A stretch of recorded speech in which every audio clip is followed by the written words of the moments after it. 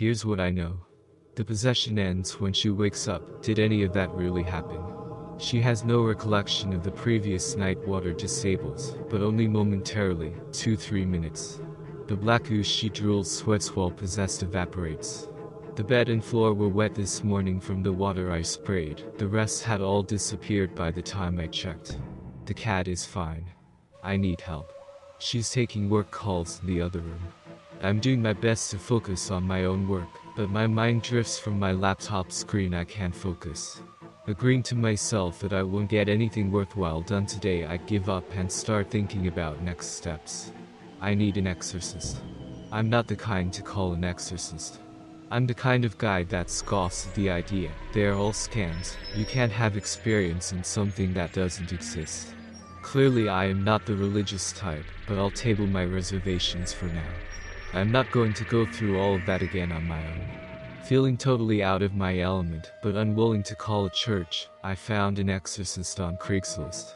Price is no object. Let's get this sting out of my girlfriend. He says he'll come over tonight.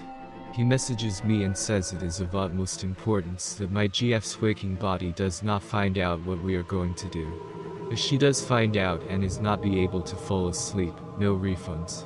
How much more could I expect from the Craigslist exorcist? I am certainly not thrilled with the idea of a stranger knowing my address, but I'm not backing out now. As you can imagine, this is the slowest slog of a day I have ever experienced in my life. I am anxious, I feel physically sick, I jump at everything my girlfriend says. I can't look in her eyes without imagining that eerie, yellow tinge behind them. Around lunchtime I hear her humming happily in the kitchen. She really has no idea, does she? A profound sense of certain death washes over me as I watch her wield a knife to cut vegetables. Finally, the workday is over. My acting this evening was on par with any Oscar winner. Remembering what The Exorcist told me and failing to come up with an excuse, I got into bed with her. I made sure to place the cat in a comfortable spot in the living room. We're reading side by side when she leans over, kisses me goodnight, my eyes open, and turns out her bedside table light. I'm going to keep mine on for now, thank you. My body tense with desire to bolt. We begin to spoon. She cannot learn that something is wrong, just a little longer. I figure I'm safe as long as I exit before she is asleep. She raises her head and asks, "Why is your heart beating so fast?" Thinking quickly, just freak myself out by my book is all. Maybe reading horror before bed isn't the best decision. Thankfully she laughs at my obsession for the macabre and returns her head to the pillow. I count down from 3 minutes. That's 180 Mississippis. She must have been close to asleep because she didn't protest when I get up. I install the chair as my lock and wait. "Where are you, pumpkin? Can't you sleep?" This is so close to my girlfriend's voice I'm certain I made the whole thing up. I'll play it safe, I decide, and not respond. Again, "It's cold without you, baby, come back to bed." I'm sure it's cold as hell where this thing is from. I'm not opening the door. There's someone coming up the driveway. It's late, don't let them in. I stand up to answer the front door.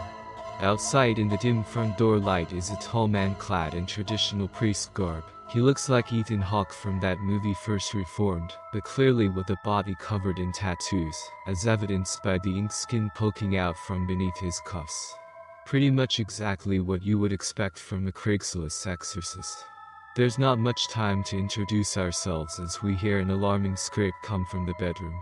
I take this moment to read the priest's face and check if he actually has experience with this. He seems to at least be brave, his face giving no indication that he is wearing a costume for a quick buck. Outside of the bedroom door now, in hushed tones he begins to explain what he is going to do. Brandishing a Bible and a small jar of holy water, I decide not to explain that sink water works fine. We're about to open the door. Hands on the chair, I hear scraping again. This time, I realize the sound was never coming from the bedroom. It came from the living room. To my left I hear the stranger breath out softly, "The cat." The cat has been watching us this whole time. Its normally green eyes now bloodshot and yellow, no pupils in sight, poking out from around the corner. Black paste drooling from its agape mouth, leaving a snail trail of fluid behind it, as it stalks out into the open. It attempts to hiss while making eye contact with the priest, but all that comes out is a bubbling gurgle as more fluid leaks onto the hardwood. Are the cat's legs longer than usual? It looks like it has grown 5 inches in height, typically sitting around ankle level, but right now could stand as high as my knees. I curse quietly to myself. How could I have been so stupid? Of course the cat managed to get itself possessed and spent the whole night in the bedroom, presumably mopping up the viscous black oil, wet food, with its mouth. New plan. Cat first. I shit you not, the cat fucking talks. Its mouth doesn't move from its totally agape resting position, but the voice comes out of its mouth. It's that same too-deep nightmare voice I'm all too familiar with. I told you not to let him in. Just then my girlfriend decides she needs attention again. The consistent rapping of knuckles on the door. Let me out, let me out, let me out. I'm triaging this situation in my mind when I realize the moment I took my eyes off of the cat it has rocketed itself forward, climbed the priest's tall body, wrapped its 2 long legs around his neck, and constricts him like a snake. It maintains dull eye contact with me as I look on in horror. The priest drops his Bible and holy water on the ground, attempting to tear the cat's octopus-like legs away from his neck. He succeeds momentarily and cites what I assume is a Bible verse. The cat puts a stop to this with the quick navigation of its tail deep down into the priest's throat. Coughing and hysterical, he can't manage to escape its impossible grip, claws digging bloody fissures into his neck. My turn, as I grab the holy water from the ground and grapple with the cat's jaw, pouring the contents of the jar down its slime-obstructed throat. Immediately the cat falls to the ground like a corpse. Legs splayed in every direction it lays on the ground, defeated for now.